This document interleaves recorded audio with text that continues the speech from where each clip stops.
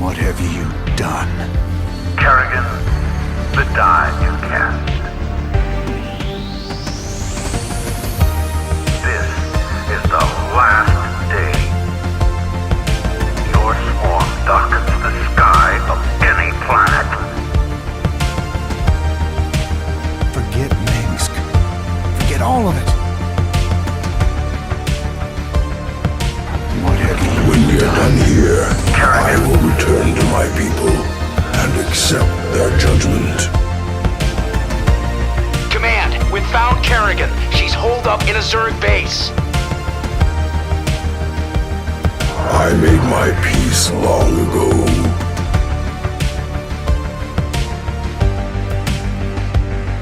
Consider it done. For hire. Indeed.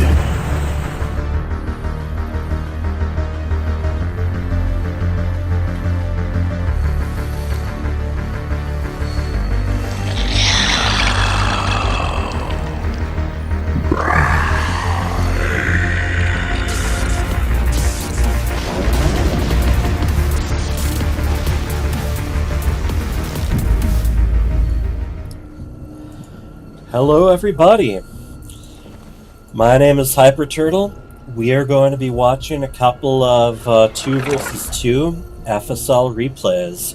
Tomorrow I'll be returning for the actual live matches, but in the meantime, do you know what today is? It's patch day. StarCraft 2 version 5.0.12 is live. Now, there's differing feelings about that. I've gone over this stuff before. Let's just take a quick peek. They want to make Protoss a little bit more stable without relying on disruptors. Mix things up as far as variety goes with the large late-game compositions. Take some of the specialized units, make them more viable through the whole game. More visual clarity, and promote more interaction in late-game scenarios. And you look at today's patches, and if you looked at the PTR patch, it'll look, well, pretty familiar, because comparing these, I did not notice any changes, and that's going to rub some people the wrong way. Actually, a good number of people have had concerns about some of this, have felt that there's some stuff here that is changing things just for the sake of changing. Not every upgrade, not every unit needs to be used throughout the game. And I think particularly there's been a lot of concern about them sort of overdoing the redesign of the Cyclone, completely reworking it, making it more of a mass-producible unit throughout the game. And I guess one of the problems here is there just hasn't been a lot of communication after Alex007's initial post about all of this. They've done some little changes to balance mod, then things were silent, and then just kind of went on to the big PTR. Not long later, the whole thing's live. Now, one thing that I know is pretty welcome is, along with the 1v1 maps, which they've bumped up to a full 9 maps, cool. They've also switched out almost all of the team maps to existing maps. There is one, Descent, which got quietly added along with other maps like Reclamation, but hasn't been a ladder map before. Black Side is sticking around. The rest of these are older maps from earlier in Legacy of the Void. There's even a few Heart of the Swarm ones here. So, I mean, that's at least gonna account for some variety here. Other bit of news is they've elaborated a little bit more on BlizzCon. It's all gonna be, everything's gonna be free to watch on the stream. So they're calling, instead of a virtual ticket, it's gonna be a BlizzCon collection with the digital goodies. Will there be StarCraft stuff in there? I kinda doubt it. At BlizzCon Line, they had some portraits.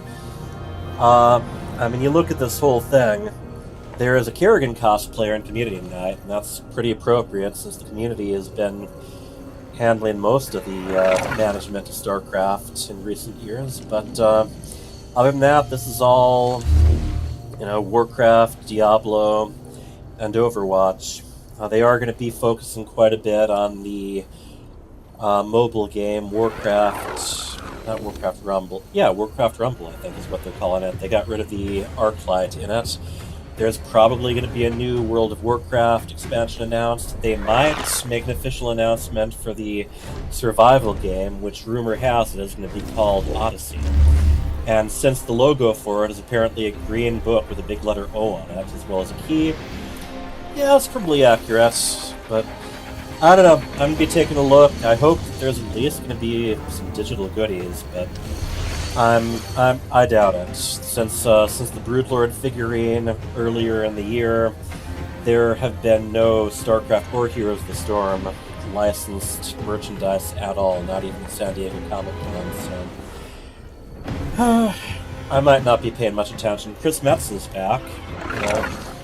People interested in pretty much any of the franchises know him, and he did actually add an official print of Grom Hellscream from way back in Warcraft 2 Beyond the Dark Portal, so RTS at least, well, it's around.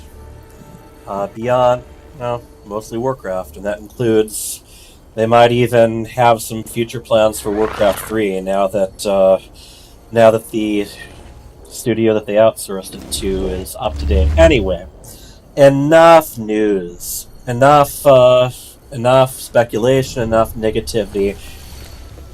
This is the fun Star League. So let's enjoy ourselves a bit with some delightful 2v2 matches. Now I'm going to have to take a look at this because with the update, it might take a little bit longer than usual. It might have to roll things back temporarily in order to see. Game 1.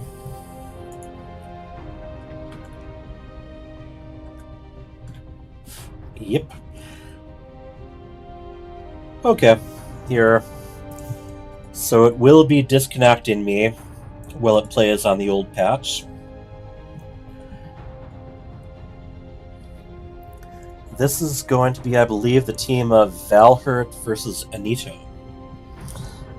Vales and Hurtentime versus Gray, who's got his internet back up and running, and DLS Mazel. And boy, I wish I'd streamed this yesterday. Things might go a little bit faster, but hey, live and learn, people. Live and learn. I hope it stays on this version while the other ones go. These are best of 3. I don't know if they go all 3. We tell people to send us a third map, regardless of whether it goes that far or not.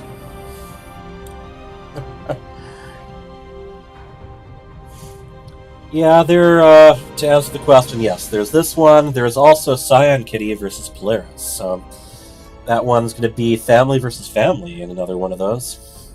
Well, actually, no, Caliber C, I don't think is related to instability.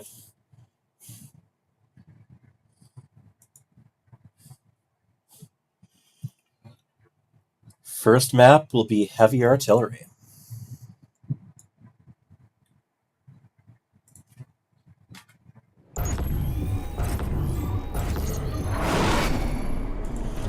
We are off. In the upper left, we have the Red Terran. He is.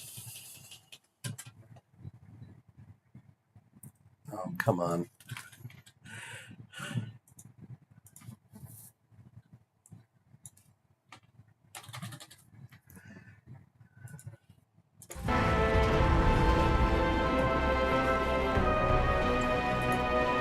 And his teammate, the light blue Terran, he is.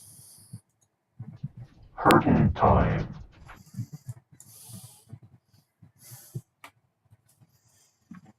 And together, they're the team known as Valhurt. And their opponents, in the lower left, we have the Green Terran. He is. Pause. Okay, well, good old replays. But yes, this is DLS Mizel. a little bit of technical talk, and yes, they're his teammate, Orange Zerg. He is. Great. On top of that, I do not think they did this using the mod Singapore. Wonder how the weather is there.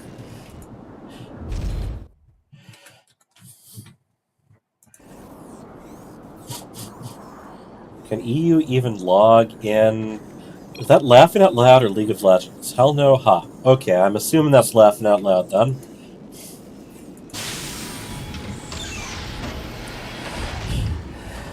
Well, down to business. Usual build up here. We have a factory on the way. Command center being built in the top to be rolled out, whereas DLS Mazel is building his on site. 2 Reapers. Will they pass? Nope, they will take each other head on. And then back away.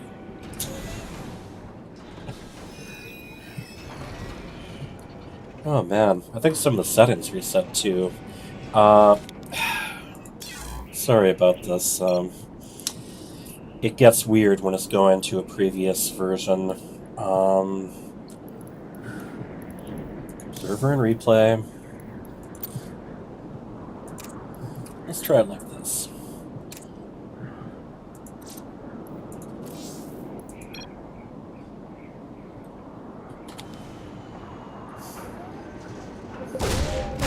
Yep, 2-on-1.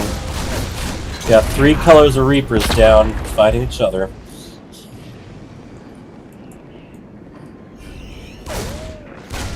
And will they get the cancel? Will they? They will not. The SCV quick to hop right into the command center, an ability a lot of people forget about.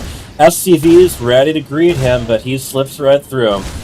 So we have Reapers basically causing a ruckus on both sides. Queen is probably going to draw this one off, along with the Zerglings. And we have a Hellion chasing the other. Early scouting action. And, alright. That's 1 Reaper down. Other one lives to fight another day.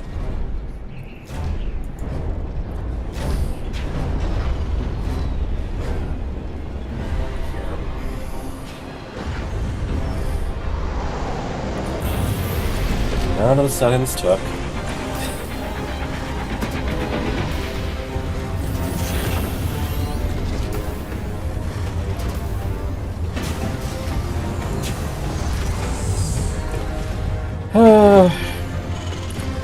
But yes, there are sometimes multiple reasons to be a little bit annoyed about patches when they come out. Replays are among them. Bunker is almost complete. And the Hellions have a pretty easy time just drawing the Zerglings back.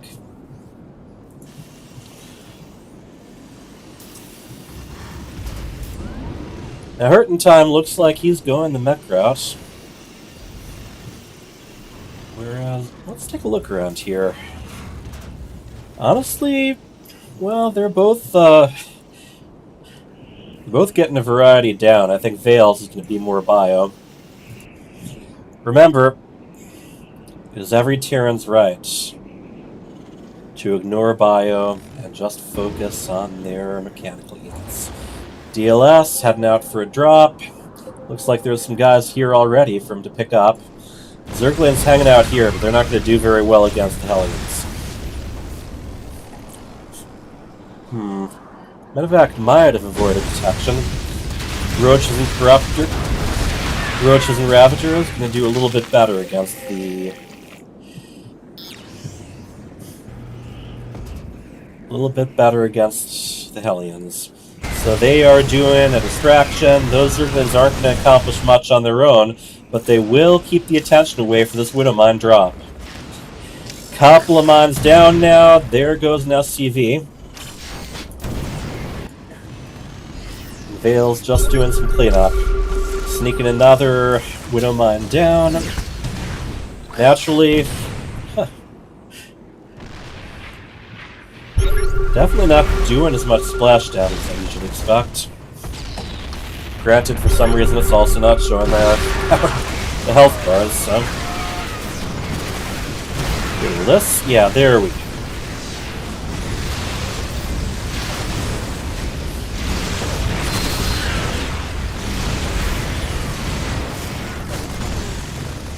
Alright, Bio drives the Ravagers away. And the mines, yep, mines are cleaned up, but they definitely managed to do a bit more damage. Clean things up. Reaper and Hellion also dropped there. Those were the ones that were hiding down in the corner. And Gray moving in with his little composition. Zergling Ravager. Now, Siege Tanks are sieging. He's going to want to Corrosive Biome as soon as possible. Nope. Focusing on the Bio for now, but they quickly just move ahead. And once again, the team of Anito has been driven back. Still, Hurtin' Time's mineral line definitely took a beating.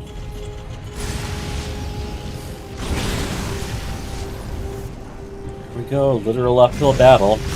Now those tanks in the siege in time, that's going to be a big part of this. One of them sieges the other. Marines are already on top of them though, moving in. Siege tanks cannot fire right next to them. This could be pretty costly.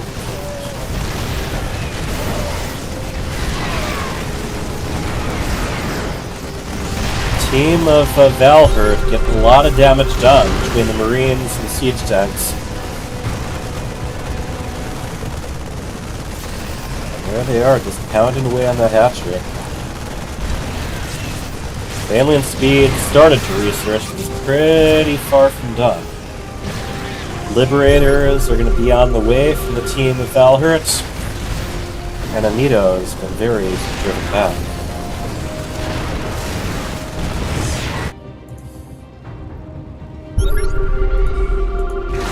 $78.85 supply versus 102 and 94, so not as bad of a deficit as I thought, but this still could be pretty fatal.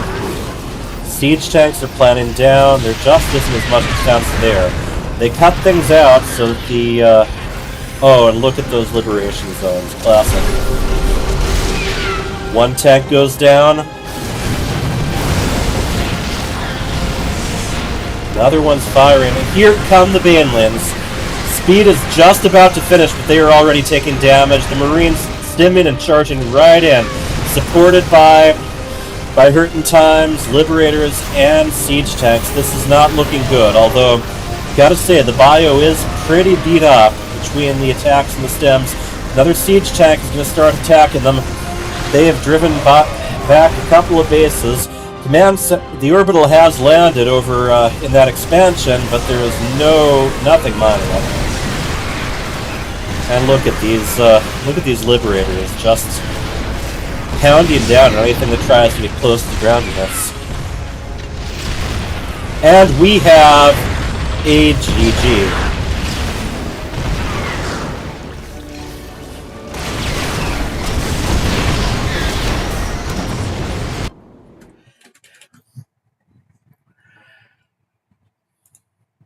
Here.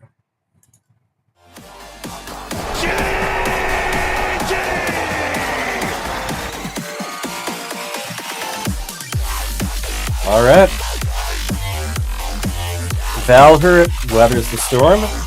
They managed to hold out against the aggression and hit with a very solid attack with Bio and plenty of siege units behind it. Excellently done.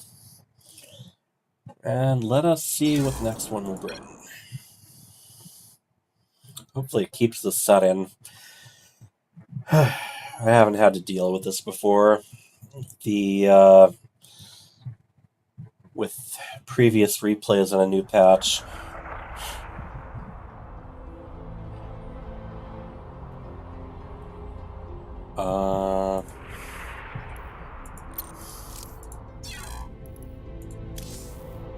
Do I have to log in again?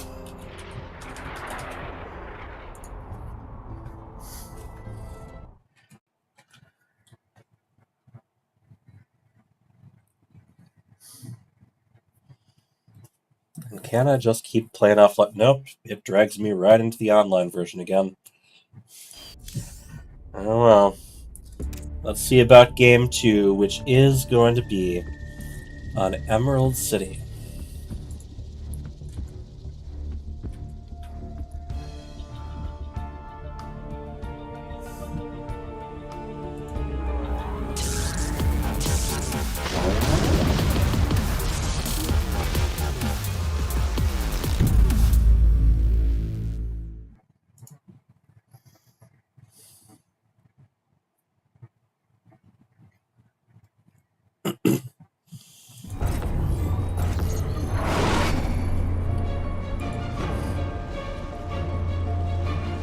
At the top, in the upper left, we have a red Terran.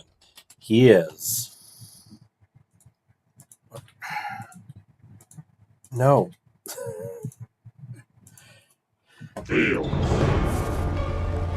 Uh-huh. And his teammate.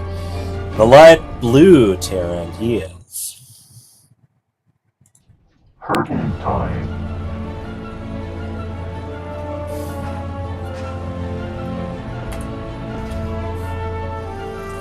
Together, they had one map, and they are Valhurt. And their opponents. In the bottom right, we have an orange Zerg. He is. Green.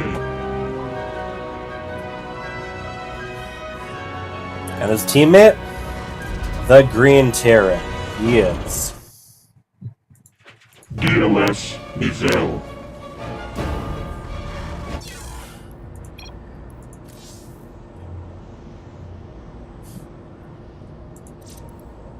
Keeps resetting my settings.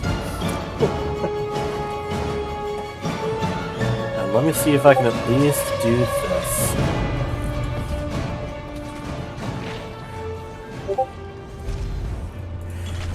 Together they are. Mm-hmm.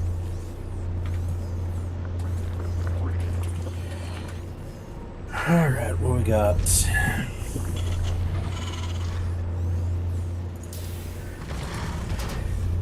Well, we have Standard Overlord Scout, usual expansions, have a factory on the way on behalf of Vales. Best of 2, we want, there we go. Alright, this looks a little bit better. Thank you everyone for bearing with me as I try to get my settings back to what they're supposed to be.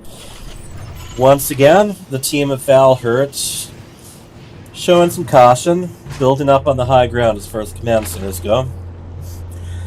And we have Reapers heading to face off on the field of battle.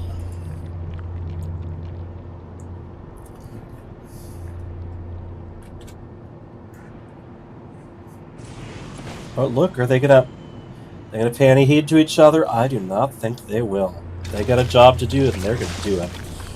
This Queen's gonna do some damage on the Reaper. Let's see what else they have. Supply depot comes up. We have a couple of Reapers coming back home to save the day. Meanwhile, ooh. I think DLS Mazel is starting to stem, a little bit earlier than average. So that might favor some fairly early aggression. Maybe not with the drops again this time.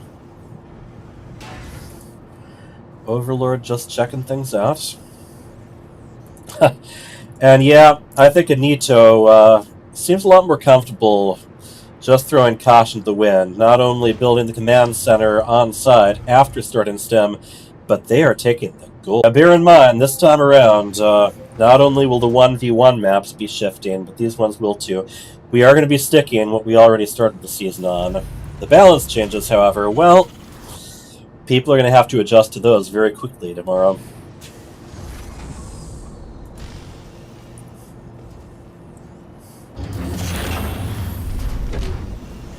Vale's getting at least one mine out. And Hurtin' Time getting, what is it? Concussive blasts? Well, attacks that slow guys from around, okay? Oh boy. Oh boy, the Reapers got caught. One of them gets away, his friend is not so lucky. And like I said, definitely seems like they're planning to do some damage early. Especially going pretty mineral happy thanks to this gold base. Got we have quite a few 18 Zerglings and 8 Marines on the side of Anito. Meanwhile, Valhurt, they are saturating their expansions, and here come a lot of Ling Bane, 32 Zerglings, and then there are 10 Banelings that are getting their eggs. Quite the gauntlet of Widow Mines here. And then on the other side, we got Hellions, which aren't too shabby against Ling Bane either, as long as they're controlled correctly. However, DLS Mazel is sending in the backup with his Marines. Now, one of the mines gets triggered by the Reaper. Is he going to scan? Oh, he does not. He takes a little bit of damage there. And here come the Hellions in pursuit. Zerglings and Speedlings and Slowbanes are coming in. I'm not sure how effective this is going to be. We've got Hell Bats now, just doing their best to barbecue as many Zerglings as possible. The last of the Banelings gets used up. We do have some Marines and some Zerglings left, but they have to proceed very cautiously. Now in production. Vales is almost done with Stim. We got a Siege Tank and a couple of Liberators on the way from Hurtin Time, so they should have a pretty solid defense pretty soon. And already, they were fairly prepared with plenty of splash damage against those Marines. And then what do we got? I think someone was just pinging there. I don't know. Upgrades are getting started too, though. And here we have a Siege Tank and some infantry up on high ground. Are they going to be dropped? I'm assuming that's what DLS Mazel is going for. And, alright, despite how early this gold base was taken, it's only now being saturated. Grey doing a pretty good job keeping the hatcheries coming.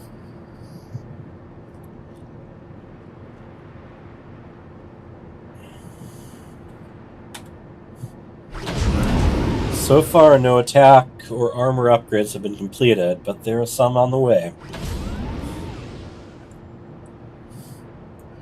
Alright, there we go.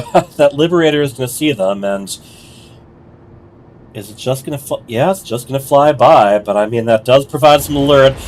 Medevac versus Medevac, both of them drop. DLS Mazel showing no fear and just moving straight on into his opponent's base. Now these Medevacs can drop right on top of the Siege Tank to avoid their fire. Vale's doing an amazing job just really scattering where he drops everything. DLS Mazel does quite a bit of damage, but never does reach the production or the mining. Zerglings racing in, but they too are thwarted off. And I gotta say, between this match and the previous one, Valhurt has an excellent defensive game going.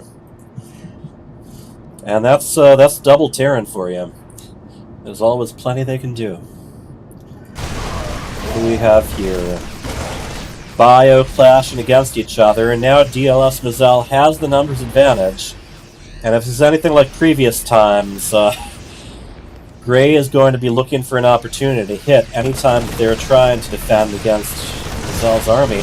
Oh, that mine could really... Yeah, that was a lot of Banelings, very gas-heavy, that just went down without damaging anything. I mean, granted, it's a Baneling's life to just blow up, but preferably in a perfect world, they take something with them. A lot of Marines there on high ground doing a lot of damage with tanks behind them. I don't think this is a good place to attack. I think if they're going to stay on the offensive, they're going to have to take a different route. And here we have the Marines, the Marauders, the Zerglings, and the Banelings just heading home. Now, I gotta say, a big thing that Grey and DLS Mazel do have going, the Team Veneto, a lot more expansions. If they can saturate those and get enough production to take advantage of that, they could work their way quite a ways ahead in the army. The thing is, during these previous engagements, they were just focusing on sending attack units out. Despite all these bases, you see, there's not a lot of saturation going. I do not think that they were building up on the drones or the SCVs during those attacks. There we go, mules. Mules are very handy. And I think Vales, at the very least, maybe Hurting Time as well, but definitely Vales wants to get some counter damage going.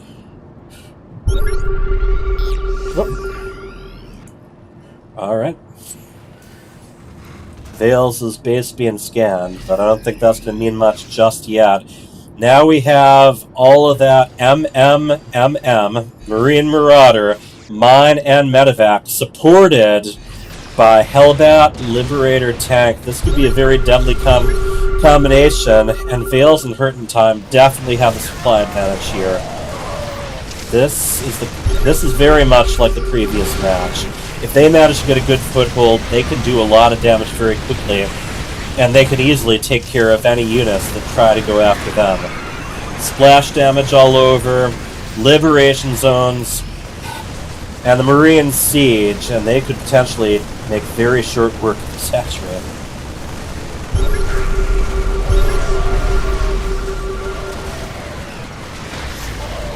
Destruction. So much destruction. Ooh.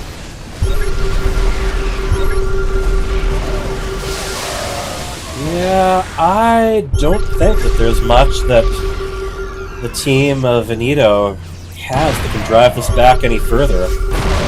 And look at this parade. More and more infantry just making their way across the map against the line. Each of them pretty cheap, each of them with a lot of speed to fire with. And the damage here is just going to keep mounting.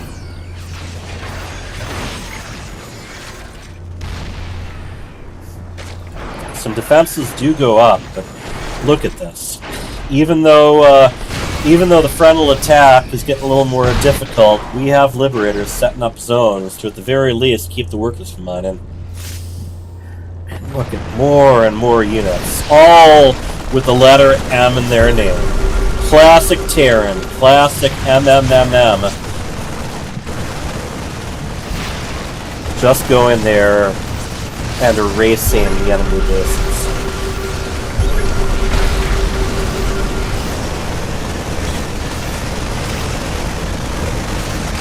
That egg was doomed to never hatch. Now, in the meantime, DLS Mazel doing one of the few things he still can. He is sending whatever troops he's got over, infantry, liberators, medevacs, Vikings, to try to get some counter damage done. He's at least preventing the gold base from going up on the side of Valhurt, but when these reinforcements come, they can make short work of everything. And look at this grade, down to 38 supply. Brutal.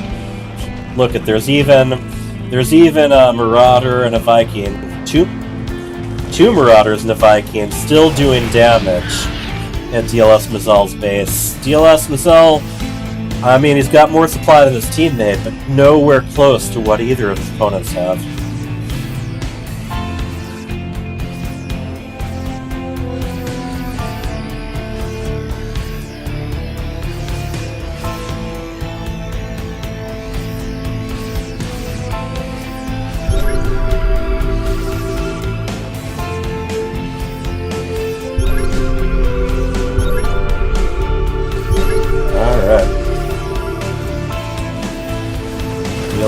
Mazel heading back.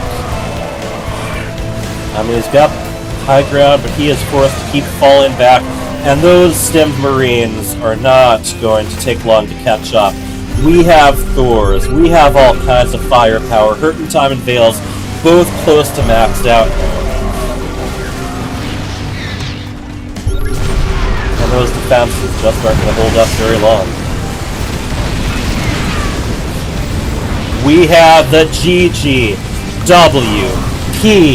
Valhurt takes the match.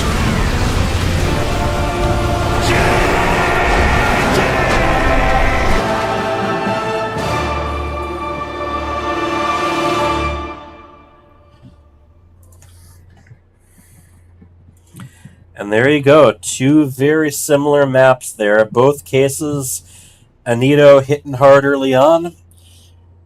Valhurt weathering the storm, and then just building up and rolling over their opponents with a very effective combination.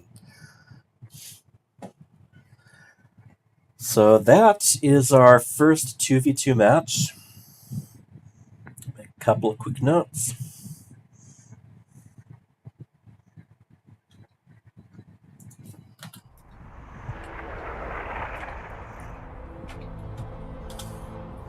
And I have to relog it again. Patch, why are you doing this to me, man?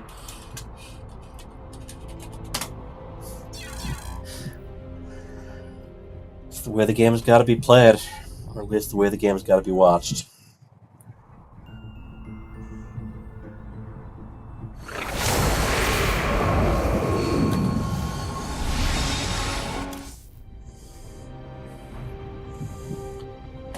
Artillery in Emerald City.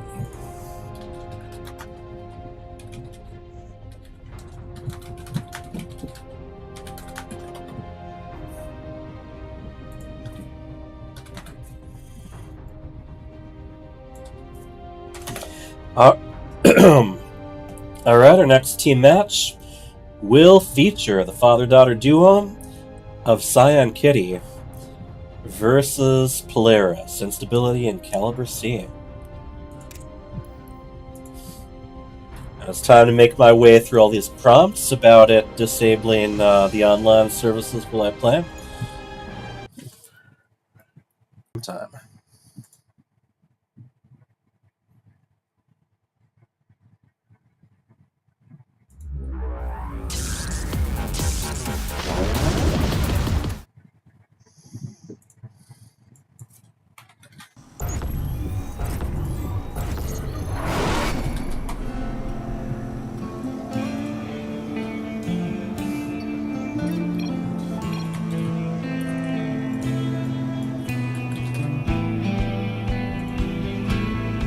Here we go.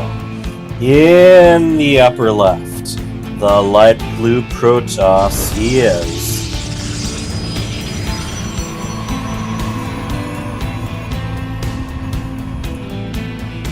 And his teammate, the purple Zerg, her name is. Kitty Cat Gamer. Together they are the team known as Cyan Kitty. And their opponents, the Red Protoss. Her name is Instability. and her teammate, the Yellow Terror. He is Caliber C. Caliber C, also going by Tega sometimes.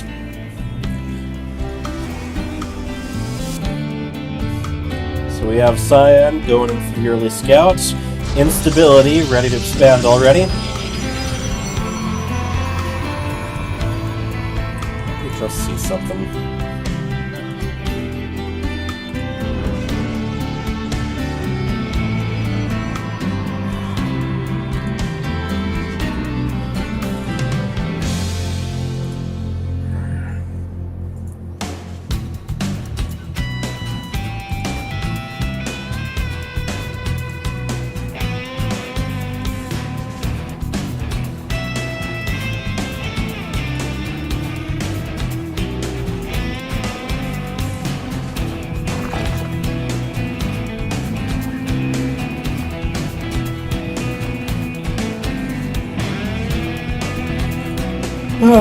Well, anyway.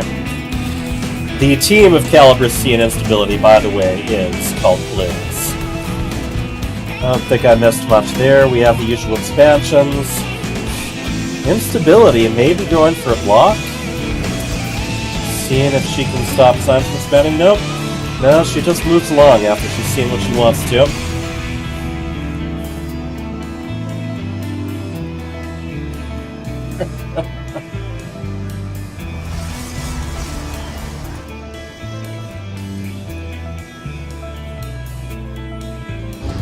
Cyan is going Stargate Tech. Nice safe opening there. Stim on the way for Tega. And Instability, meanwhile, is going with Robo and Twilight Council.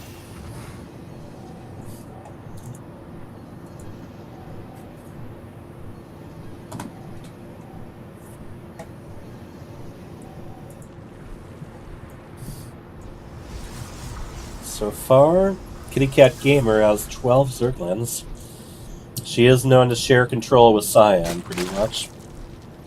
Stargate on the way on the opposite side of the map. Neither of them really pushing for each other. Caliber C just searching around with the Reaper, seeing if there's anything sneaky going on, any hidden bases.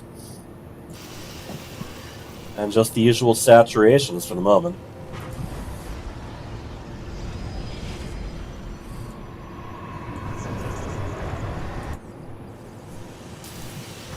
I like the decals on the side of Polaris. Those are both very cool. Got standard early Zerg unlock and the 20th anniversary of StarCraft. Of course, StarCraft is now 25 years old. So, Oracle on the way. Some defense is going down, and boy, Instability already got a Warp Prism out and going DT. The Dark Shrine is almost done. And now on behalf of their opponents, yeah, I don't see any detection other than if the Oracle is available back at home and casts Revelation. Speaking of the Oracle, yeah, that's down in the lower corner of the map, so I don't know if they're going to have anything to answer these Dark Templar with. Instability making sure to get a full set of 4. I'm guessing she'll divide them up between the bases. And here it goes.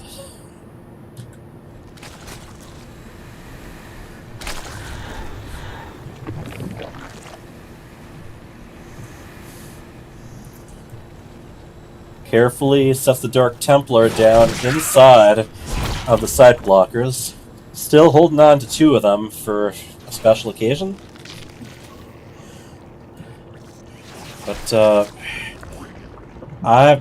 there isn't even a spore crawler being built right now. And yeah, Oracle's coming home. Instability definitely knows the best thing to do against that, though, is just to divide everyone up. Make sure that those Dark Templar are divided between the bases, and they can just keep doing damage, especially if she warps in more. Here we go. Overseer manages to come in and save the day. 2 of the Dark Templar escape. Cyan lost a lot of workers there. I think they were focusing on Cyan's worker line, just seeing him as potentially being a bigger threat in the long run.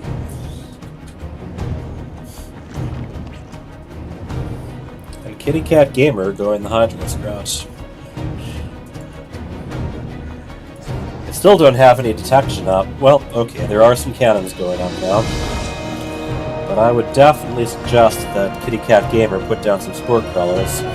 And take a 3rd, I think would be very important. Currently, she's supply blocked. Caliber C is infantry, just hanging out. And Instability using the opportunity to expand. We've got a couple attack upgrades going on the side of Polaris.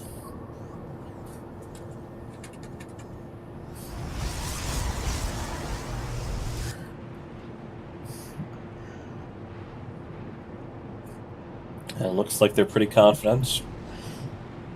Interestingly, Instability, a bit behind in supply. I mean, behind Cyan and Kitty Cat Gamer, despite the damage that she just did.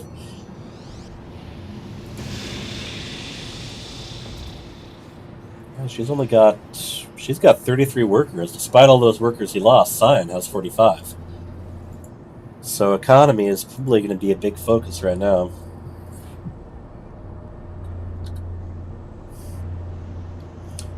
Meanwhile, Caliber C has a good 47 SCVs, and of course they can share resources if they want to.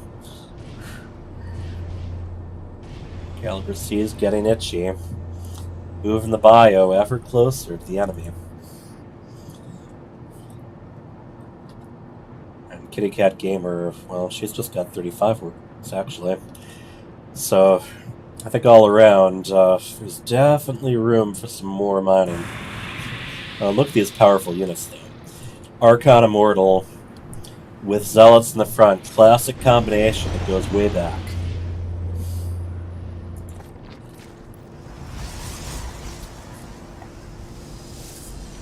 When will they clash?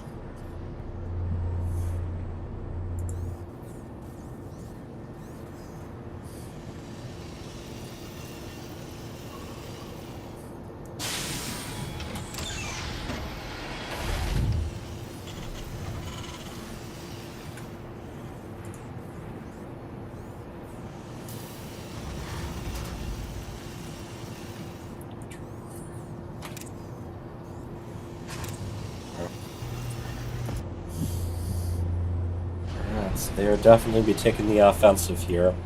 A lot of Zerglings, no Banelings. One Zealot gets caught in stasis. There's a lot of damage. An excellent concave on behalf of those Marines. They are dealing out so much damage. In fact, instabilities units were having trouble even getting past all those Marines, so many of them. But yeah, the Zealots and the Immortals do take the lead, and they are going to try to make it hurt. Cyan doesn't have anything in production right now. Yeah, we have the GG.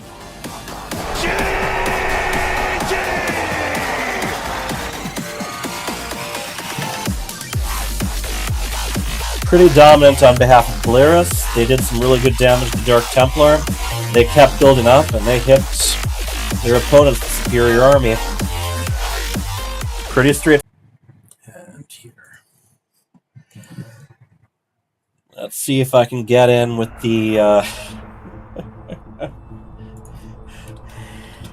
Let's see if I can get all this set up one more time with it kicking me off BattleNet and setting me to the old patch settings.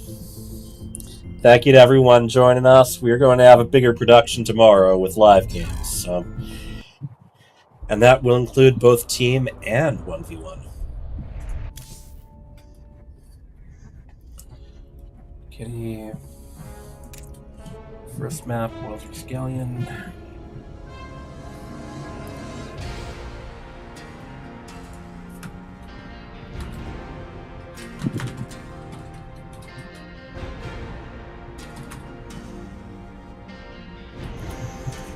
And Game 2 will be on Arctic Dream.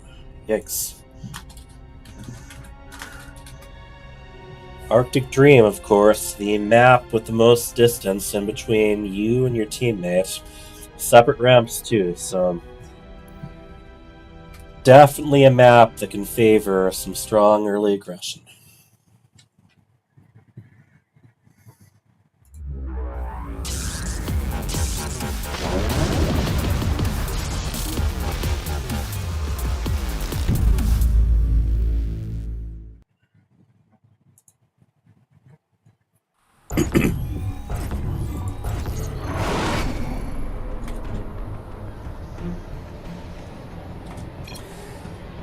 Here we go. On Arctic Dream, in the upper left, we have the light blue Protoss. He is Cyan. and his partner, the purple Zerg. Her name is Kitty Cat Gamer. Together they are known as Cyan Kitty. And their opponents up one map, we have the Yellow Terror. He is Caliber C. and his longtime partner, the Red Protoss. Her name is Instability. Together they are Polaris. Let's see what we got going on here. Once again, fairly standard start. Kitty Cat Gamer, expand into the pocket. Much easier to defend. And we have their opponents walling off. And we have lovely splatter of Protoss logo right on the ramp.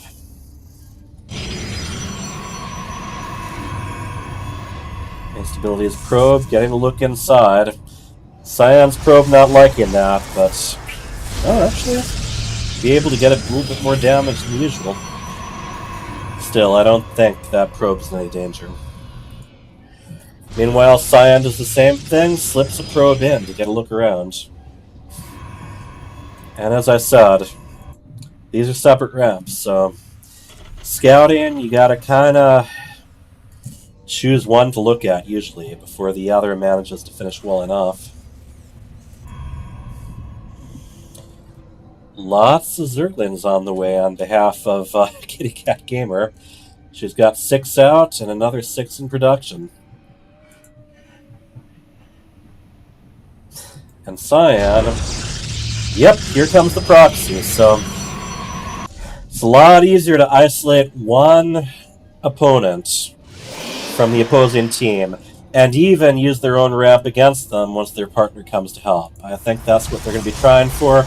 Mass Sling, Proxy Gateway, of course, Instability seems well aware of this. The firstborn shall persevere. The firstborn shall persevere. Agreed. Here we go, Reaper coming out. Even though the pylon's there, I think this is going to prevent them from putting down a gateway anytime soon. That means the pylon can be used to warp in, but much more slowly than if it had a gateway or a nexus next to it. On the other hand, boy, Adept, Reaper, not units known for taking down buildings very quickly. Still, it's already lost all its shields, so it might only be a matter of time.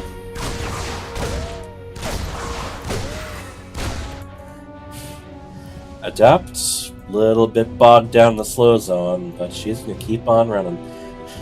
Cyan does put down an actual proxy gateway now. Oh boy. Walled a little bit too hard. I think the Zealot was able to get through, the Stalkers couldn't. They take a break from attacking their own gateway to beat on that Adept a little bit. Gotta have your priorities. Here comes some Zerglings after it too. That Adept, almost dead. Might still slow zone. That slow zone might just keep it from surviving. Who says slow zones don't come into play? This gateway not positioned the way Cyan wanted it, so it had to go. But let's see. Cyan, Kitty Cat Gamer, despite them focusing more on the army units, they are still behind in supply overall. And they are going to be choosing the opponent and pouncing. The Stalkers get here a little bit before the Zerglings, but the Zerglings do manage to jump in, serving as a barrier for Cyan's 2 light blue Stalkers, and there are plenty more on the way. This might actually work. It all depends how they handle this. There's no SCVs repairing those supply depots right now. And they will continue to charge forward into Tega's base. And as I said, once you're in there, you can use the SimCity for your own benefit. They're taking advantage of the high ground as more and more Zerglings just flood in, surrounding the Stalkers and Immortal, leaving Cyan's Stalkers to do quite a bit more work. So far, yeah, Caliber C takes a huge hit. Kitty Cat Gamer behind supply a little bit herself, but not quite by that much. Zealot stuck behind the Stalkers there, but they are continuing to move forward. Focusing down, here's a big thing. That shield batter was never within range of Instability's Stalkers. She does have Blink, she is able to back them up, but look at this. Depower in the pylon, straight off. Still, Zerglin's running amok in Caliber C's base. I think Kitty Cat Gamer may have themselves a map. Desperately trying to repower those gateways, but reinforcements are going to be a long time coming. Look at how quickly that pylon just went right back down again. Zerglin surrounding the siege tanks, everything that Polaris puts out. Cyan Kitty is just destroying as soon as it joins the battle. More and more stalkers, and they're just getting picked off one by one. They knew that this was coming too. They detected the original proxy, but not this brilliantly placed second one. And we have the GG Cyan Kitty take the map.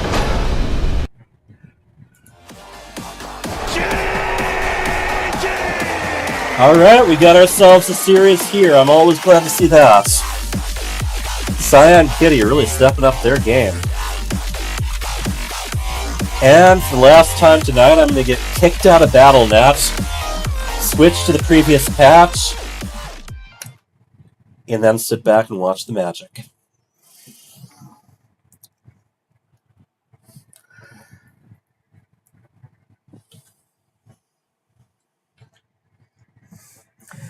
After this, I'm going to be hanging out with Case, who does StarCraft, Dungeons & Dragons, handful of other stuff, so it's going to be a big night for rubbing elbows on the streams.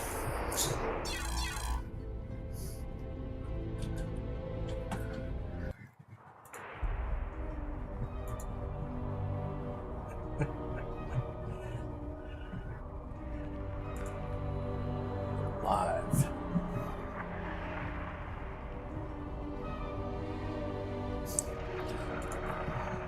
Alrighty. Final map. 1 versus 1.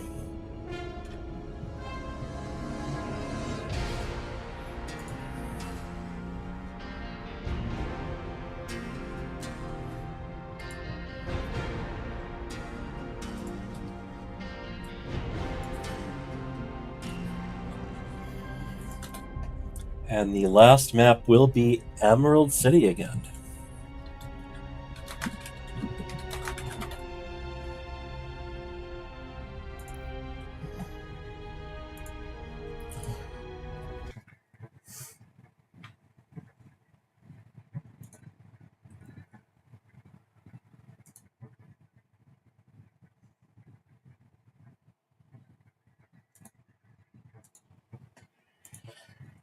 Loading up, getting ready.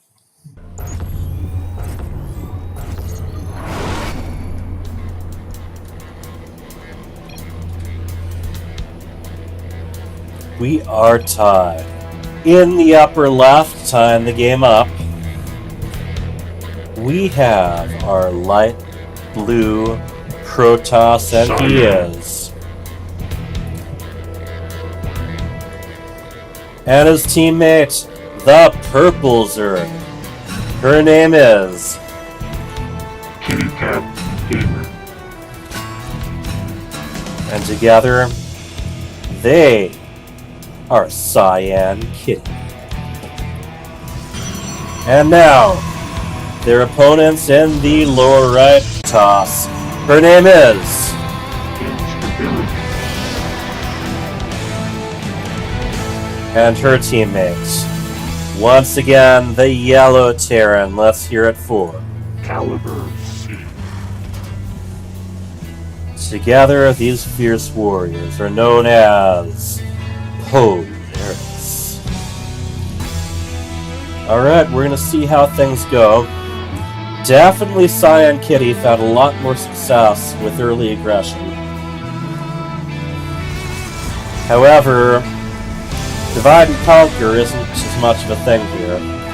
There's multiple directions you can go into the natural, but your teammates are going to be side by side for the early game anyway. Stability once again, taking a look around with the probe.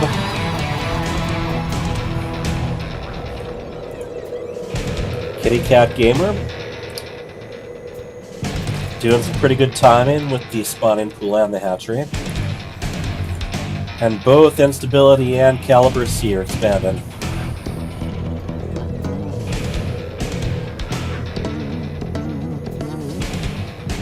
Forge down on behalf of Cyan.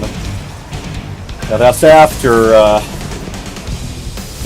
Gateway and Cybernetics Core, so he's either going to make sure there are some defenses against those Dark Templar,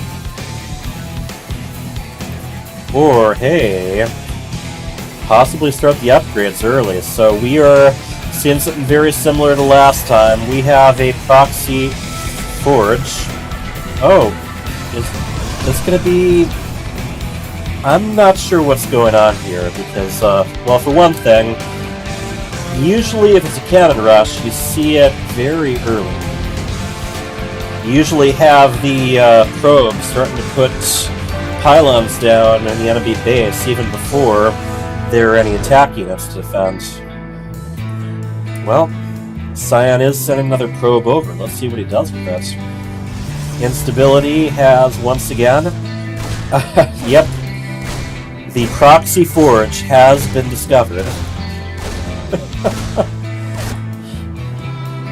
But Instability is again going Twilight Council and Robo, so this might mean another, might mean Dark Templar drops again. And, I don't know, here. Yeah, that seems a little bit optimistic. Already some SCVs, going after there, but the thing is, there's an Adept, there's a Stalker. They should be able to clean up, and honestly,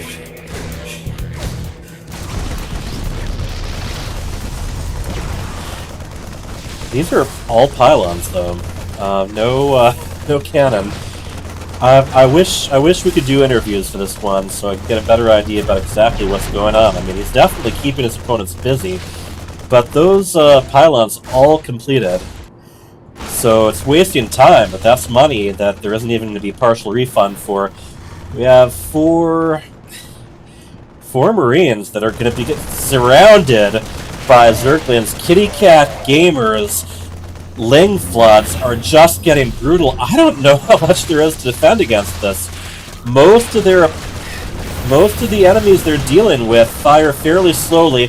3 Stalkers coming from Cyan, and, well, here's the answer. That one of those 3 pylons did survive, so he can warp in more Stalkers. No defender's advantage here, at least from Cyan. Robotics Facility gets a robotics support bay to support it on behalf of Instability, but it's going to be kind of slow as she gets, I'm assuming it's going to be a Colossus or 2. Carnage, we have a lot of probes that are completely trapped. 5 of them going down, 7 of them going down, 8. And here's the warp in. Everyone has a very low supply count here, although with Kitty Cat Gamer, as those Zerglings die, they just keep getting replaced. We don't have anything coming out of the robotics facility for the moment. Just, okay, we did have a,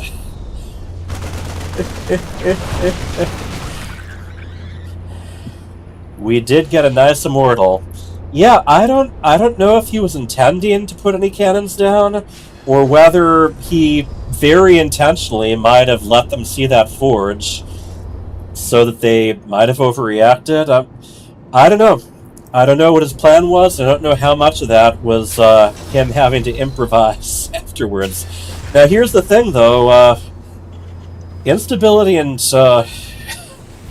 Caliber C, they've actually got a supply advantage at the end of all of that.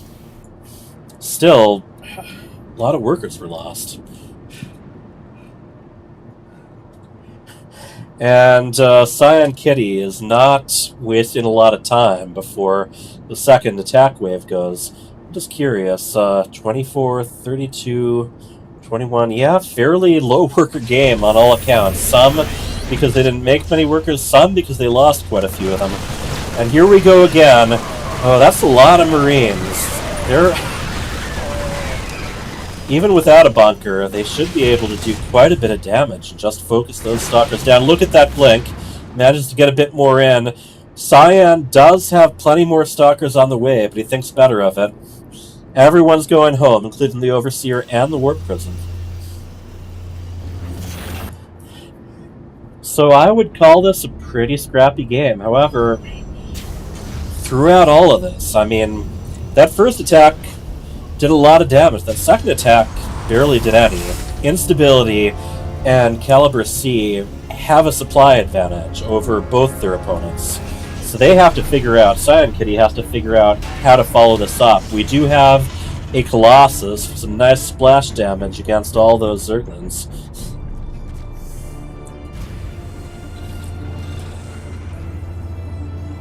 Meanwhile, back home, yeah, Cyan Kitty is making use of that forge. Oh, wow.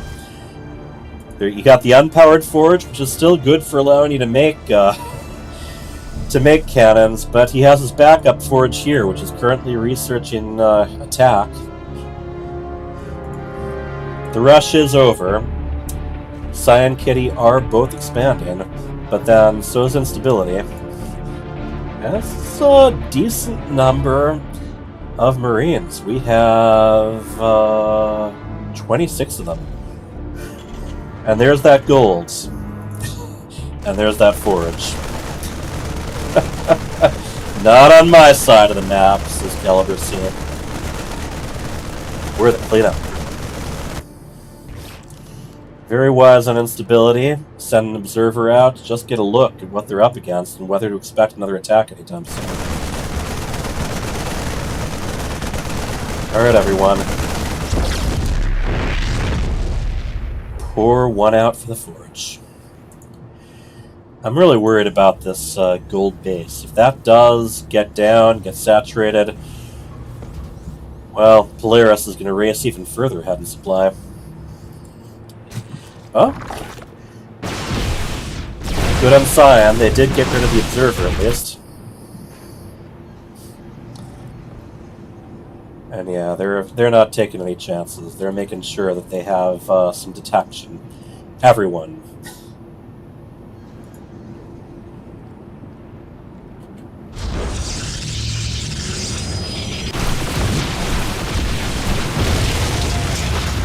More and more choke points getting opened up on the side of Cyan Kitty. Usually a pretty good idea if you're going to be flooding a lot of Zerglings around. We have 23 Zerglings and 4 Ravagers. But we also, on behalf of Cyan, have a nice Warp Prism heading over, seeing if it can do a little bit of damage behind the enemy lines. Probably going to stop and warp something in right now. Both Instability and Cyan are +1 attack. Instability now has +2 attack, so... I mean, the lead, maybe not quite as fierce as it was before, but there definitely is still a lead, both in upgrades and in supply, on behalf of Polaris. And then... Hallucinated Stalkers. I wonder if those were made by mistake or not. Usually if you're going to do Hallucination Scouts... Well, that is interesting, though. I can see the advantage of doing, you know, like, Stalker hallucinations if you want to spread out and check more than one place at once, since you do warp in 2 of them at a time, or hallucinate 2 of them at a time. And if you find yourself hallucinating Stalkers, well, maybe you should take a little break.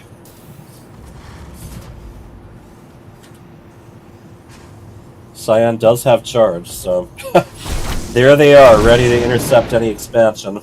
However, look at this. The gold base is fully mined. And keep in mind, mules do not carry any more at a time than SCVs do when it comes to gold minerals. The difference is only with blue minerals. And here we go. Let's see what he can get done with the Zealots. The opposing army pretty far away, although those medevacs could get them to base pretty quickly. Zealots wreaking havoc with the SCVs, but there are plenty of Instability's own Zealots to meet them, not to mention Colossus. Command center lifts up briefly, but goes back down again. And there's that Viking's no hallucination. It does chase the warp prism off. However, here, Cyan 1. Yeah, Cyan isn't even aware that there is a gold base. Or that the gold base is being mined from, I mean. That there's a base at the gold. We can say of it as we will.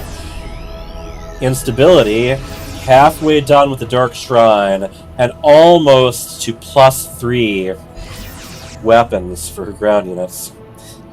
Very wise, we got a big Ling run by here. And there is nothing to defend this red base over here. Zerglings go to work right away. Chew up 7, 8 probes.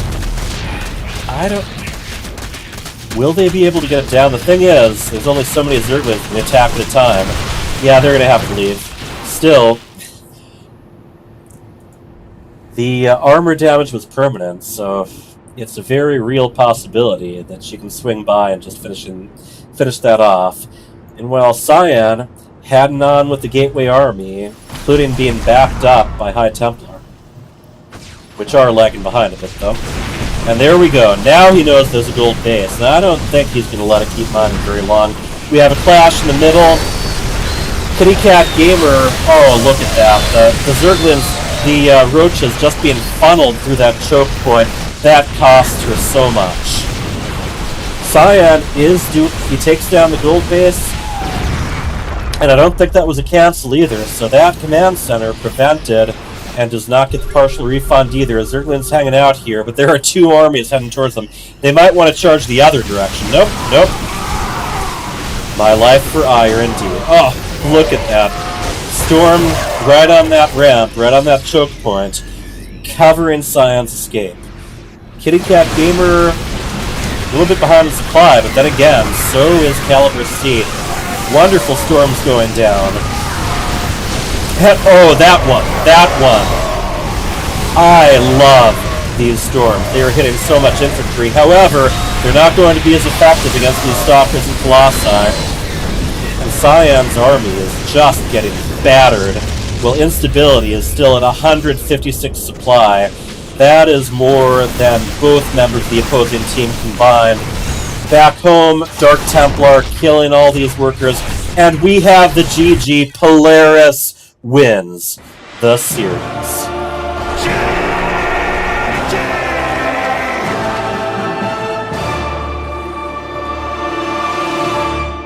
Alright everyone, thank you for sticking with me as I look at some of the changes, some of what to expect in the future from StarCraft 2 and BlizzCon. To review, well, we had a 2-0 win from Valhert against Anita. And then